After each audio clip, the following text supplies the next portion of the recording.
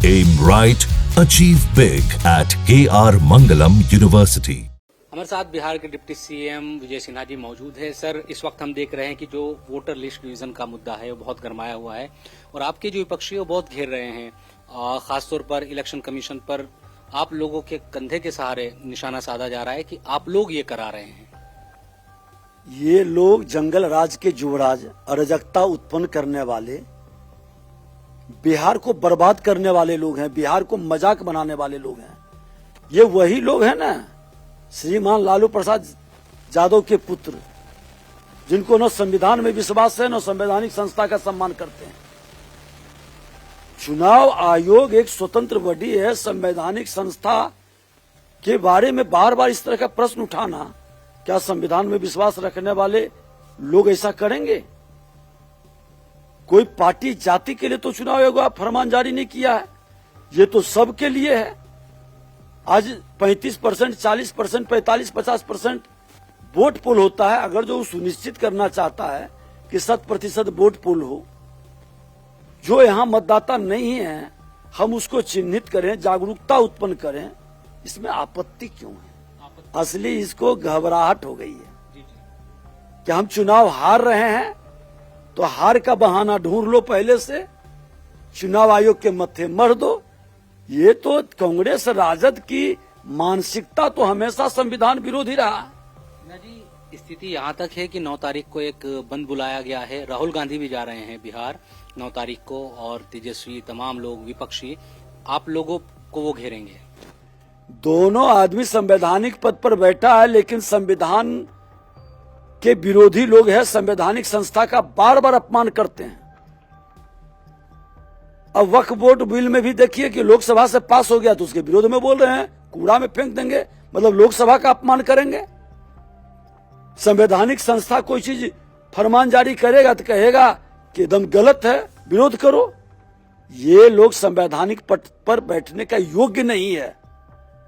जो संविधान का अपमान करे, संवैधानिक संस्था का अपमान करे, जिसके बारे में भ्रम फैलाए, क्या उस पद पर बैठने का योग्य है क्या? अब कोर्ट भी पहुंचे हैं, पूरा इंडिया गठबंधन कोर्ट पहुंचा है। आज असदुद्दीन ओवैसी इलेक्शन कमीशन गए थे, कई पार्टियां और भी गई है। इसको बड़ा मुद्दा वो बना रहे हैं। क्यों छटपटा रहे हैं?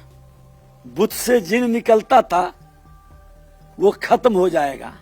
जनून लोग वोट डालेंगे, जिम्मेवार लोग चुनाव जीतेंगे।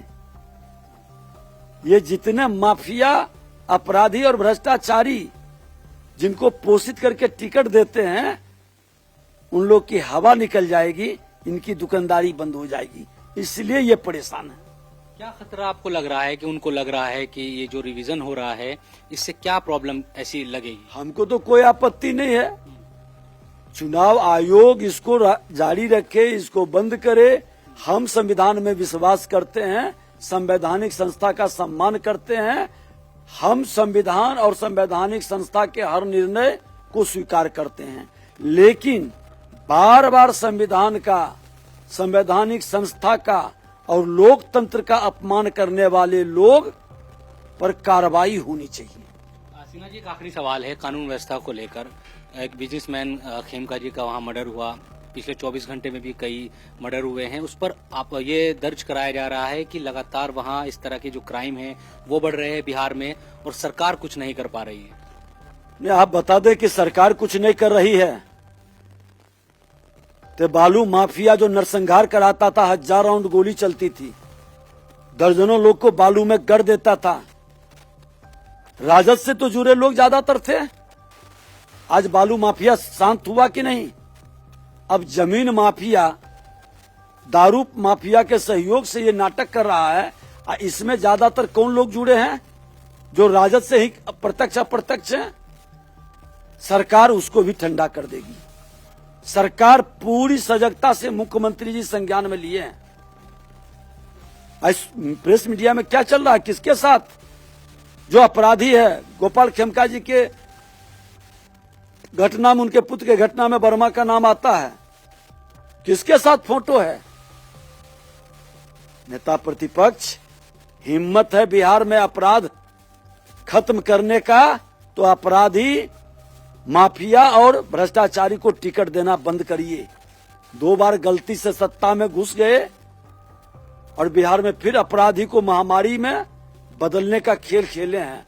हम लोग उस महामारी को बीमारी से भी मुक्त करेंगे। धन्यवाद बात करने के लिए इंडिया टीवी से। तो सिन्हा जी जिन्होंने अपनी बातों को रखा, इसके साथ साथ जो वोटर लिस्ट का जो इशू है उसको लेकर सरकार की तरफ से लगातार बिहार सरकार में चाहे बीजेपी हो या फिर हम बात करते हैं जेडीयू की, तो ये कह रही है कि पक्ष छटपटा रहा है, इसलिए इस तरह के सवाल खड़े कर रहा है। कैमरा पर्सन सुनील के साथ इंडिया टीवी के दिल्ली से मैं शोएब रजा।